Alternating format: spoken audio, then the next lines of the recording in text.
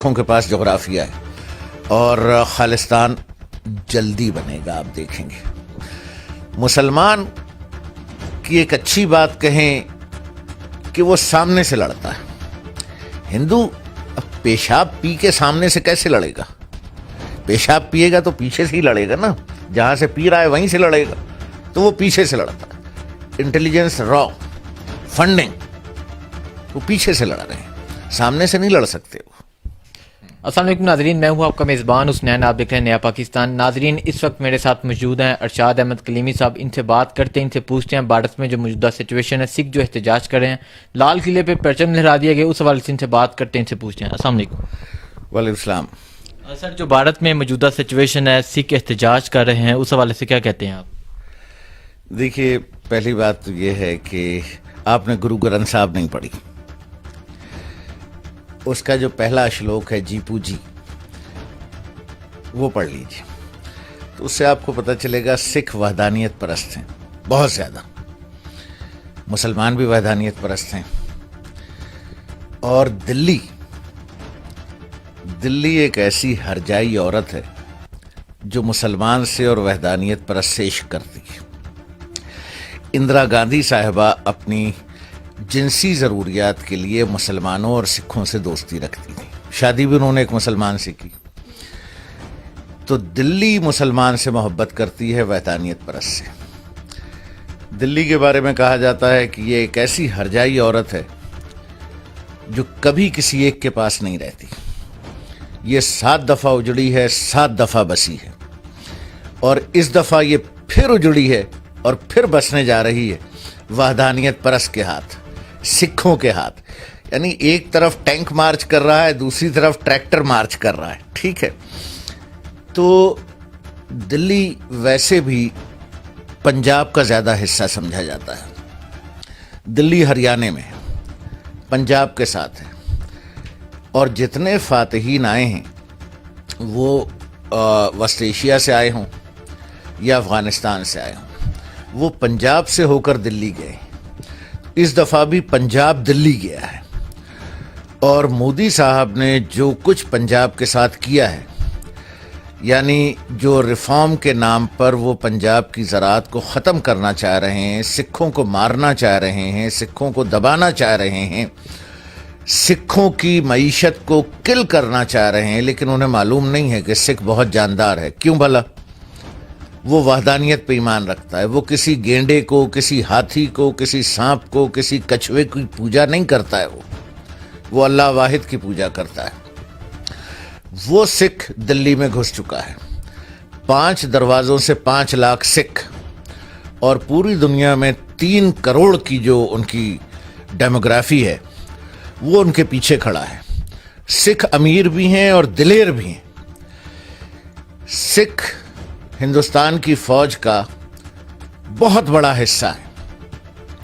سکھوں کی مبارک جگہیں پاکستان میں ہیں، تو پاکستان سے ان کی عقیدت ہے. وہ سکھ اب دلی میں گھس چکا ہے، اور دلی کبھی کسی کے پاس نہیں رہتی. دلی 70 سال سے مہاشے جی کے پاس تھی، جو کچھوے کی پوجا کرتے ہیں، گائے کا پیشاب پیتے ہیں. اور ہندوستان اکلوتا ملک ہے جہاں دودھ بہایا جاتا ہے اور پیشاب پیا جاتا ہے. وہ جو شیو جی کا لنگ ہے نا، ایسے، وہ میں بتاؤں گا پھر کسی دن کہ وہ ہے کیا. اس کے اوپر دودھ بہاتے ہیں اور گائے کا پیشاب پیتے ہیں. گائے مبارک یوں ہے کہ ایک دن وہ لنگ کی پیمائش پہ نکلی اور کہیں رک گئی، وہاں اس نے سرسوتی کا پھول ٹانک دیا.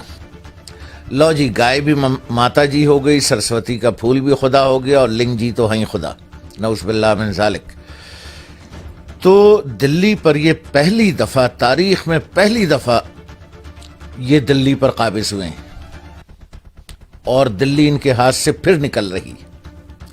اس دفعہ سکھوں کی وجہ سے، اور دلی پر مہاشے جی کا، لالا جی کا اقتدار ہل چکا ہے. تو دیکھیں اونٹ کس کروٹ بیٹھتا ہے. اور میں یہ ضرور کہوں گا کہ دلی ہل چکا ہے. لال قلعہ دلی پر جو پرچم لہرایا گیا ہے، لال قلعہ ہمارا ہے جی، بنایا بھی ہم نے تھا، بسایا بھی ہم نے تھا، آباد بھی ہم نے کیا تھا. یہ 10,000 روپے میں بنا تھا جی، اس زمانے کے شروع میں ہم نے بنایا، ہم نے بسایا، اور یہ پھر ہمارے پاس آئے گا. یہ آپ بے فکر رہیں. ہندوستان کا جو مستقبل ہے وہ ایسا نہیں ہے جیسا آپ دیکھ رہے ہیں. خالصتان کی جو تحریک ہے اس کے بارے میں کیا کہتے ہیں؟ دیکھیے، جب پاکستان اور ہندوستان بن رہے تھے انگریز سے آزادی کے وقت، اس وقت ایک صاحب تھے جواہر لال نہرو.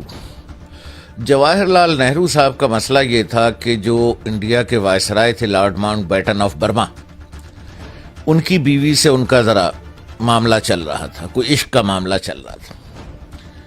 تو جواہر لال جی جو ہیں وہ نہیں چاہتے تھے کہ ماؤنٹ بیٹن واپس جائیں. تو انہوں نے ماؤنٹ بیٹن کو انڈیا کی آزادی کے بعد ہندوستان کا پہلا گورنر جنرل لگایا. تو ماؤنٹ بیٹن کی خواہش تھی کہ وہ پاکستان کا بھی لگ جائیں، لیکن قائد اعظم رحمۃ اللہ علیہ تو عجیب آدمی تھے، کھرا آدمی، کردار والا آدمی. وہ نہرو جی کا معاشقہ تھا بیٹن کی بیوی سے، تو انہوں نے گورنر جنرل لگا لیا. جناح صاحب تو باکردار آدمی، تو ہی ریفیوزڈ کہ نہیں جی نہیں. اب لارڈ ماؤنٹ بیٹن کے گورنر جنرل ہوتے ہوئے جواہر لال نہرو صاحب جب ہندوستان کے وزیر اعظم تھے، تو انہوں نے سکھوں کو یہ آفر کی کہ ہم پنجاب ہندوستان میں لے رہے ہیں اور ہم آپ کو اسپیشل رائٹس دیں گے، ہم آپ کو اٹانومی دیں گے. جو پنجاب نام کی ہم ریاست، خود مختار ریاست بنائیں گے جو ہوگی ہندوستان کے پاس، جس میں وزارت خارجہ، ڈیفنس اور کرنسی ہندوستان کی ہوگی، باقی معاملات آپ کے پاس ہوں گے. جواہر لال نہرو صاحب ایک عجیب کردار کے آدمی، جیسے میں نے ابھی ذکر کیا، تو انہوں نے یہ وعدہ وفا نہیں کیا. اور سکھ آج دن تک اس بات کو روتے ہیں کہ انہوں نے جواہر لال نہرو پر اعتبار کیوں کیا. اور ان کے ساتھ جب زیادتیاں شروع ہوئیں، گولڈن ٹیمپل ہوا اندرا گاندھی صاحبہ نے جب کیا، اور بے شمار واقعات ہیں. تو اب سکھ یہ سمجھتے ہیں کہ انڈین رجیم، انڈین پولیٹیشین جھوٹا ہے، وہ کئی خداؤں کو مانتا ہے، ہم ایک خدا کے ماننے والے ہیں. اب وہ 72 سال کا تجربے نے اسے یہ بتا دیا ہے کہ ہندو قیادت پر وہ اعتبار نہیں کرے گا، وہ کانگریس کی ہو، بی جے پی کو، کسی پر. اس لیے وہ کہہ رہے ہیں جو شروع میں آپ نے ہم سے وعدہ کیا تھا ہماری ریاست بنانے کا، تو ریاست بنائیں. یعنی پنجاب، ہریانہ، اور ہریانہ سے اوپر ہماچل پردیش، ہماچل پردیش سے اوپر کیا ہے؟ یہ لداخ اور تبت ہے. یعنی پاکستان اور ہندوستان کے درمیان میں ایک ایسی سکھ ریاست جو خود مختار ریاست ہو، جو وحدانیت پرست ریاست ہو. اچھا، ایک بات یہ کی جاتی ہے انڈین انٹیلیجنس اور انڈین بدماش صحافی کہ جی اگر خالصتان بنتا ہے تو سکھوں کی تو مقدس مقامات پاکستان میں ہیں، تو پھر اس پنجاب کا کیا ہوگا جو پاکستان میں ہے؟ یہ بھی شامل ہوگا کیا خالصتان میں؟ تو یہ بدماشی جو انڈین انٹیلیجنس اور انڈین صحافی پھیلا رہا ہے، اور ہمارے پڑھے لکھے لوگ آر بائنگ دیٹ آئیڈیا. ایسا کچھ نہیں. خالصتان بنے گا اور ہندوستانی پنجاب اور ہریانہ جہاں دلی ہے وہاں بنے گا، اور اوپر غالباً ہماچل پردیش بھی ان کے ساتھ ہوگا. جلدی بنے گا. دیکھیے ریاست کی نشانیاں کیا ہیں. قوم ہو، سکھ قوم ہے، ان کا جھنڈا ہو، سکھوں کے پاس جھنڈا ہے. ان کا جغرافیہ ہو، سکھوں کے پاس جغرافیہ ہے. صرف ایک کمی، ان کا ڈاک ٹکٹ اور ان کا دستور. جس دن انہوں نے یہ دو بنا لیے تو ہندوستان کی مجال نہیں ہے کہ سکھوں کو قابو رکھ سکے. ہندوستان کی 30% سے زیادہ فوج سکھ ہے، ٹرینڈ آرمی.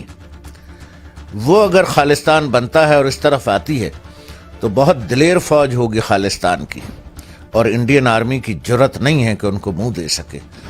اور خالصتان جلدی بنے گا، آپ دیکھیں گے. ایران نے پاکستان میں بہت کارروائیاں کی، بلوچستان میں بہت کارروائیاں کی، پاکستان کو توڑنے کی کوشش کی گئی، لیکن تاحال ناکام رہے. لیکن اب بھارت میں جو سچویشن ہے آپ کے سامنے، تو اس حوالے سے کیا کہتے ہیں؟ دیکھیے، ہندوستان کی ایک المیہ ہے، وہ لڑ نہیں سکتا. وہ سازش کر سکتا ہے, اندر اندر بارودی سرنگیں بچھا سکتا ہے. لڑائی ان کے بس کا روگ نہیں ہے, سازش کے وہ ماہر ہیں. اچھا, ہندوستان میں جو کچھ آپ نے کہا کہ ہو رہا ہے, یعنی ہندو جو ہیں وہ اکثریت میں نہیں ہیں ہندوستان میں, اقلیت میں ہیں. عیسائی ہیں, بدھسٹ ہیں, جین ہیں اور مسلمان ہیں اور سکھ ہیں, 5 قومیتیں ہیں. اس میں ہندو 50% سے کم ہیں. تو ان کے ہاں جو عذاب ٹوٹا ہے, یعنی ہر قوم ایک دوسرے کے ساتھ جھگڑے پہ ہے, تو اس سے جان چھڑانے کے لیے مودی گورنمنٹ اور دیگر انڈین گورنمنٹس یہ مناسب سمجھتی ہیں کہ ہر چیز کو پاکستان پہ ڈال کے پاکستان کا ہوا کھڑا کیا جائے, بلوچستان میں انویسٹمنٹ کی جائے, ہمارے سیاستدانوں کو خریدا جائے. مجھے کہنے میں کوئی شرم نہیں. جیسے انڈین ٹی وی نے کہا ہے کہ میاں نواز شریف پر انڈیا کی انویسٹمنٹ ہے, اسی لیے میاں نواز شریف صاحب پاک فوج کے خلاف ہیں. ٹھیک ہے, تو انہوں نے سیاستدانوں پہ بھی انویسٹمنٹ کی ہے, انہوں نے بلوچستان میں بھی انویسٹمنٹ کی ہے. آپ کا میڈیا یہ جو امن کی آشا اڑاتے رہے نا, یہ آشا پتہ نہیں عورت ہوتی ہے چڑیا ہوتی ہے, مجھے نہیں معلوم. یہ جیو ٹی وی والے جو امن کی آشا اڑاتے رہیں, اس کی فنڈنگ کہاں سے آتی ہے؟ شہباز شریف کے بیٹے جو ہیں وہ مرغی کا کاروبار وہ ریٹ کہاں کھولتے ہیں؟ ہندوستان میں کھولتے ہیں. تو انڈیا کی بے پناہ انویسٹمنٹ ہے پاکستانی صحافیوں پر, پاکستانی میڈیا پر, پاکستانی سیاستدانوں پر. کیوں بھلا؟ لڑنا ان کے بس کا کام ہے نہیں. ٹھیک, تو وہ سازش, اور بجٹ ان کے پاس خاصا ہے. ابھی انڈیا کرونیکلز کی جو رپورٹ عام ہوئی ہے اس سے آپ کو اندازہ ہوا ہوگا کہ را کس حد تک کام کر رہی ہے. مسلمان کی ایک اچھی بات کہیں کہ وہ سامنے سے لڑتا ہے. ہندو اب پیشاب پی کے سامنے سے کیسے لڑے گا؟ پیشاب پیے گا تو پیچھے سے ہی لڑے گا نا, جہاں سے پی رہا ہے وہیں سے لڑے گا, تو وہ پیچھے سے لڑتا ہے. انٹیلیجنس را, فنڈنگ, وہ پیچھے سے لڑ رہے ہیں, سامنے سے نہیں لڑ سکتے.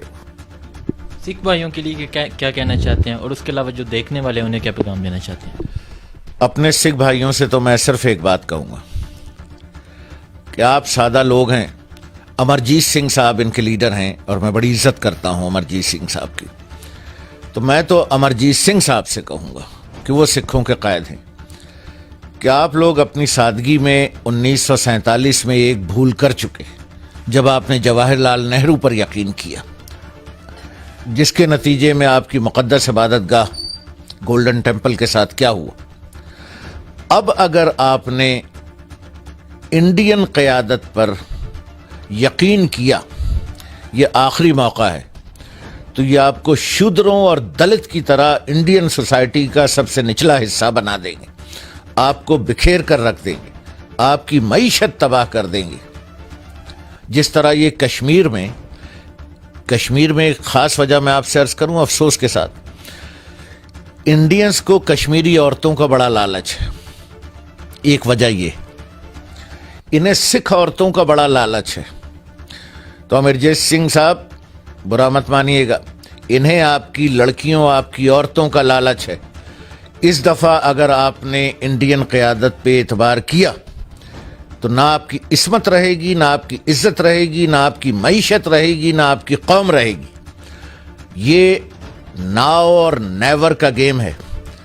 اپنی جدوجہد کو ٹھنڈا مت پڑنے دیجیے گا. ہم آپ کے لیے دعا کر سکتے ہیں, ہم آپ کے لیے بات کر سکتے ہیں, لیکن اپنی جدوجہد کو اگر آپ نے اس دفعہ چھوڑ دیا تو ناؤ اور نیور, پھر بھول جائیں آپ. جی ناظرین, اسی کے ساتھ مجھے اجازت دیں. اللہ حافظ.